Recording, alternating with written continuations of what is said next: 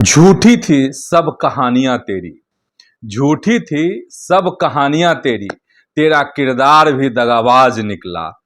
तू अपनी खाई कस्में भी ना निभा सका, तेरा हर एक वादा भी झूठा निकला। बहुत हलचल, बहुत जो है बिहार में, पटना में खबरों का उफान उठा हुआ है और यह कहा जा रहा है कि नीतीश कुमार राज्यसभा जाएंगे, मतलब दिल्ली चले जाएंगे। तो आखिर बिहार में क्या होगा? और बिहार में यही होगा कि नीतीश अगर दिल्ली भी चले जाते हैं तो बिहार के मुख्यमंत्री नीतीश ही होंगे। तो आखिर कैसे? तो आज सियासत में इसी को समझिए। प्रणाम, मैं हूं चंदन झा और आप देख रहे हैं प्रत्यंचा। चलिए थोड़ा विस्तार से आपको समझाते हैं।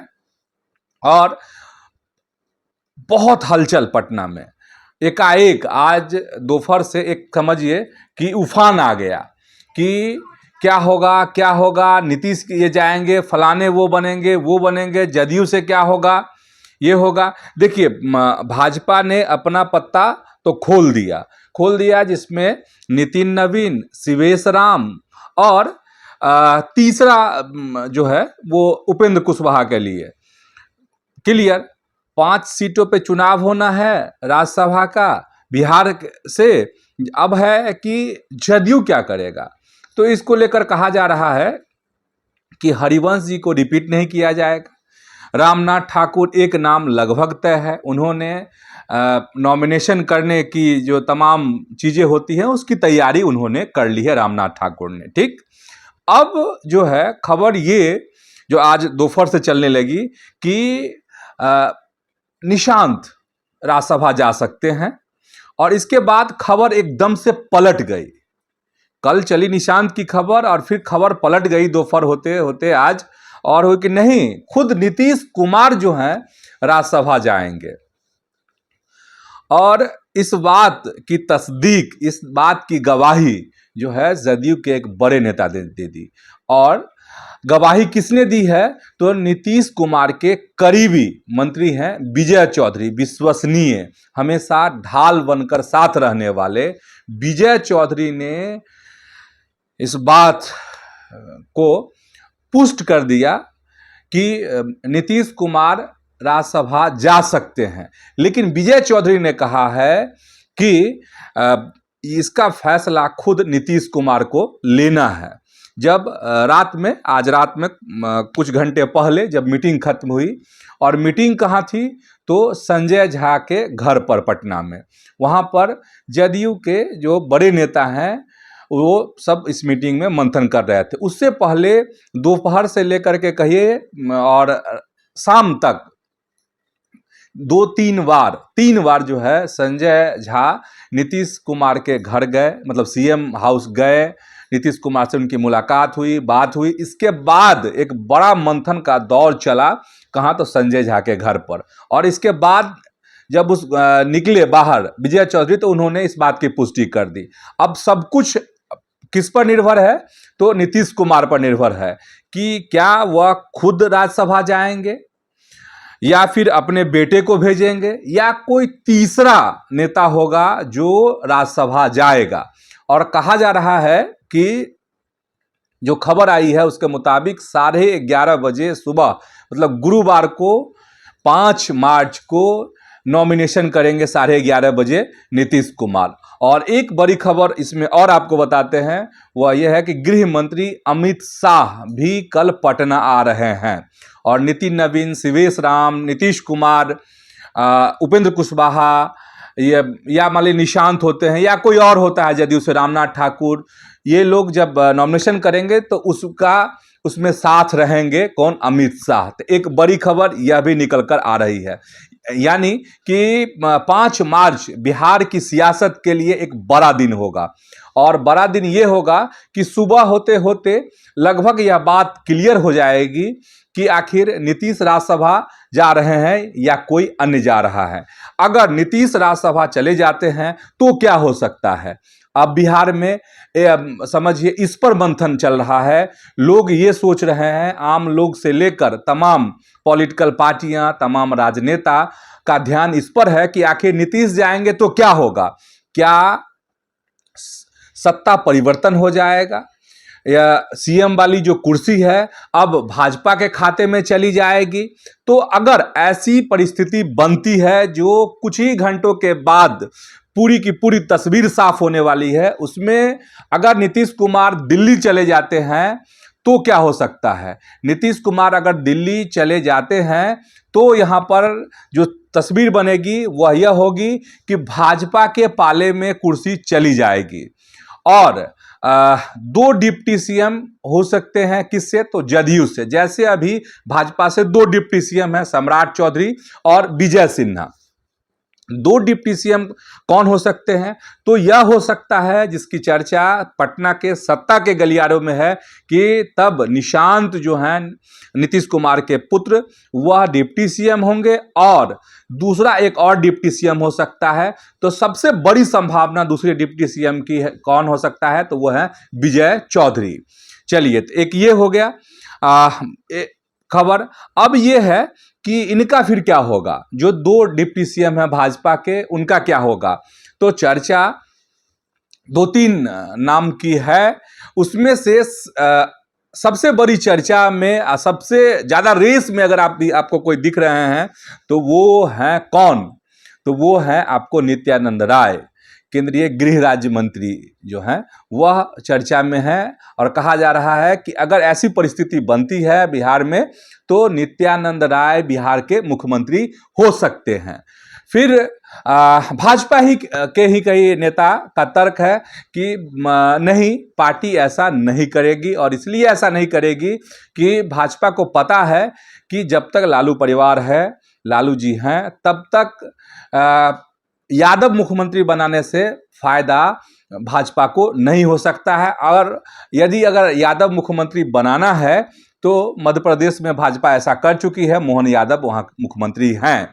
तो इसीलिए नित्यानंद राय को नहीं हो सकता है। लेकिन नित्यानंद राय जो हैं, जो सुप्रीम लीडर हैं, सुप्रीम लीडर कौन है भाई? भाजपा के सुप्रीम लीडर में नरेंद्र मोदी और अमित शाह हैं। तो कहा जाता है कि अमित शाह के बहुत करीबी हैं और इसको बहुत कहने की, बहुत दोहराने की जरूरत नहीं है। लेकिन कहा जा रहा नहीं, अगर नीतीश जी चले जाएंगे तो फिर जो लव और कुश का समीकरण है उसको बनाए रखने के लिए फिर से दांव लगा दिया जाएगा। किस पर? सम्राट चौधरी पर। अब सम्राट चौधरी के बारे में यह है कि सम्राट चौधरी जो हैं, उनके बारे में कहा जाता है कि वह घूम फिर कर भाजपा में पहुंचे हैं। हालांकि सम्राट चौधरी ने अपने को बहुत कुछ बदला और सम्राट चौधरी को देखने से आपको यह नहीं लग सकता कि वह भाजपा के जो ये है जड़ से नहीं निकले हों। उनको देखने से आपको कहीं नहीं लग सकता है। उनके बयान, उनके आव भाव, उनके पहनावे सब कहा जा रहा है। लेकिन भाजपा में एक तबका ऐसा है और संघ में भी दो तबके हैं। संघ में एक तबका है जो सम्राट चौधरी को आगे बढ़ाना चाहता है और उसी तबके की बदौलत अब तक सम्राट चौधरी का झंडा बुलंद भी हुआ है बिहार में। अब नाम लेने की मुझे लगता है यहां जरूरत नहीं है कि संघ के ऐसे कौन लोग हैं, लेकिन ताकतवर लोग हैं। संघ में ऐसे लोग हैं जो ताकतवर हैं, जिनकी अभी संगठन में, जो आरएसएस का जो संगठन है संघ का, उसमें अभी उनकी तूती बोल रही है। तो ये गुट चाहता है कि सम्राट चौधरी बने हुए रहें, बरकरार रहें। लेकिन संघ के जो आम कार्यकर्ता हैं वो कहीं ना कहीं सम्राट चौधरी जो हैं उनको चुभते हैं और उनको ऐसा लगता है कि जो जमीन पर काम करने वाले लोग हैं, जिन्होंने बरसों मेहनत की है, घर घर गए हैं, तमाम ताने सुने हैं, गालियां सुनी है संघ के लिए, संगठन के लिए। आखिर ऐसे लोगों को मौका क्यों नहीं दिया जाएगा? क्या कोई हवाई सफर कर आएगा और वह सब पर हुकूमत करेगा? ये एकदम जमीन की हम बात बता रहे हैं। और पता नहीं अब जमीनी जो कार्यकर्ता हैं उनकी बात चलेगी, या अभी संघ में जो 2-3 ऐसे चेहरे हैं जो बिहार बीजेपी को घुमा रहे हैं, टहला रहे हैं, उनकी बात चलेगी। अब यह तो वक्त बताएगा। लेकिन सम्राट चौधरी के समर्थक भी हैं और विरोधी भी हैं। अब कौन किस पे हावी होता है? वैसे जो पिछला विधानसभा चुनाव हुआ उसमें तमाम ऐसी धारणाओं को, तमाम ऐसी बातों को धत्ता बता दिया सम्राट चौधरी ने और अपना परचम लहराया। और सबसे इंटरेस्टिंग बात यह है कि डिप्टी सीएम विजय सिन्हा भी हैं, लेकिन विजय सिन्हा की चर्चा बिल्कुल नहीं हो रही है कि अगर ऐसा मौका मिलता है तो विजय सिन्हा बिहार के सीएम बन सकते हैं। लेकिन इन दिनों अगर कहिएगा तो लोगों के दिलों पर राज कर रहे हैं विजय सिन्हा। भूमि राजस्व विभाग के जरिए जो उन्होंने काम किए हैं उनकी बहुत चर्चा है। और विपक्ष भी तंज ही हो, लेकिन विपक्षी नेता भी यह बात कहने को मजबूर हैं कि मतलब कुछ खास तो जरूर है विजय सिन्हा। अब ये है। और वैसे एक बहुत बात आपको बताएंगे कि संघ को बहुत सुहाते हैं विजय सिन्हा, लेकिन संघ उनकी नाम पर मुहर लगाएगा, भाजपा के तमाम नेता उनके नाम पर मुहर लगाएंगे, ऊपर से मतलब दिल्ली से उनके नाम पर मुहर लगेगी, यह कहना अभी जल्दीबाजी होगी, हड़बड़ाहट होगी। अब ऐसे में सवाल होता है कि आखिर क्या करेगा जब नित्यानंद राय नहीं हो सकते हम, लेकिन ये कह रहे हैं कि रेस में है वो और उनका ऊपर बहुत कुछ है, इसीलिए मत समझिएगा। सम्राट चौधरी की बात हमने कह दी, विजय सिन्हा की बात कह दी। और जो खबर है, जो हम सूंघ पा रहे हैं, चीजों को समझने की कोशिश कर रहे हैं, उसमें एक बड़ी आहट आ रही है। और वो आहट कहाँ किसकी है? तो वो आहट है यूजीसी की। और कहा जा रहा है कि अगर भाजपा को मौका मिलता है, अगर नीतीश कुमार तैयार हो जाते हैं दिल्ली जाने को, मतलब राज्यसभा जाने के लिए, और बीजेपी को सीएम की कुर्सी सौंप दी जाती है, तो क्या हो सकता है? तो कहा जा रहा है किसी आम, खास नहीं, किसी आम चेहरा को मौका मिल सकता है। और यह कहा जा रहा है कि इसका इफेक्ट जो है यूजीसी होगा। अब कैसे यूजीसी इफेक्ट होगा, जरा इसको समझिए। देखिए, यूजीसी आप मानिए नहीं मानिए, आप समर्थक हैं तो मानेंगे, आप यूजीसी के विरोधी हैं तो आप मान जाएंगे, अगर समर्थक हैं तो नहीं मानेंगे। बड़ा कंफ्यूजन है, बड़ा ट्विस्ट है यहां पर। अब यूजीसी का क्या मामला है, देखिए कि यूजीसी की वजह से हमने इस पे वीडियो भी बनाया है, अगर नहीं देखे हैं तो देख लीजिएगा। यूजीसी का इतना असर हुआ कि अभी पटना यूनिवर्सिटी में छात्र संघ का चुनाव हुआ, चारों खान ने चित नाल वाल एकदम दांत निपोड़ दी भाजपा, माने उसका संगठन एबीवीपी विद्यार्थी परिषद दांत निपोड़ दी।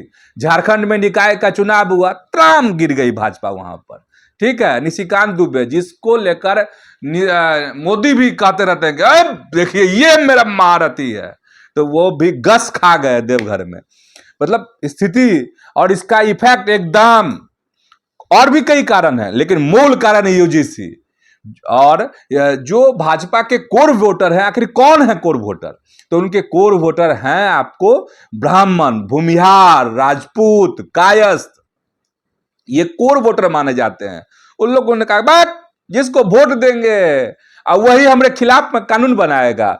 और इस बात का एहसास दिल्ली को है, मोदी को हो चुका है, अमित शाह को हो चुका है।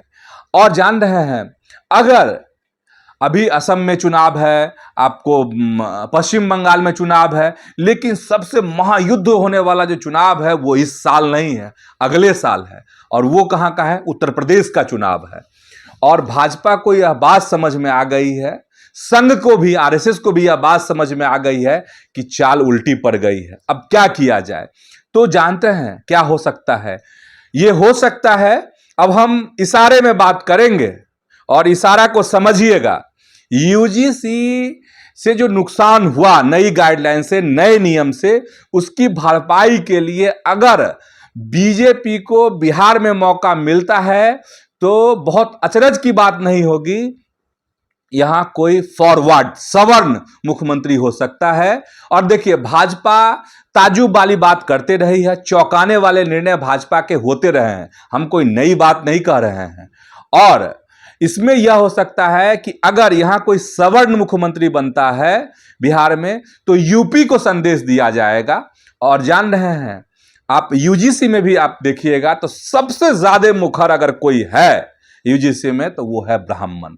और बहुत बौखलाहट है उत्तर प्रदेश में ब्राह्मणों में, और वहां पर योगी के खिलाफ में भी है। ब्राह्मण जो हैं वो योगी के खिलाफ में भी हैं, और यूजीसी ने उसमें घी का काम किया है। तो उस पर पानी डालने के लिए भाजपा अगर ऐसा कर दे बिहार में तो कोई बड़ी बात नहीं होगी। अब हम इशारे की से बात कर रहे हैं, तो वो सवाल ये है कि अगर ऐसा होता है तो ये चाल भाजपा यहां चल सकती है किसी सवर्ण को सीएम बनाकर। तो आखिर सवर्ण अगर सीएम बनेगा तो कौन हो सकता है? हो सकता है कि भाजपा रिटर्न गिफ्ट दे दे। किसको? तो मिथिला को। मिथिला से हो सकता है। और हमने हमारी हेडिंग, हमारा थंबनेल, हमने शुरुआत में एक बात कही है कि अगर नीतीश राज्यसभा चले भी जाते हैं, दिल्ली चले भी जाते हैं, तो बिहार का मुख्यमंत्री नीतीश ही होंगे।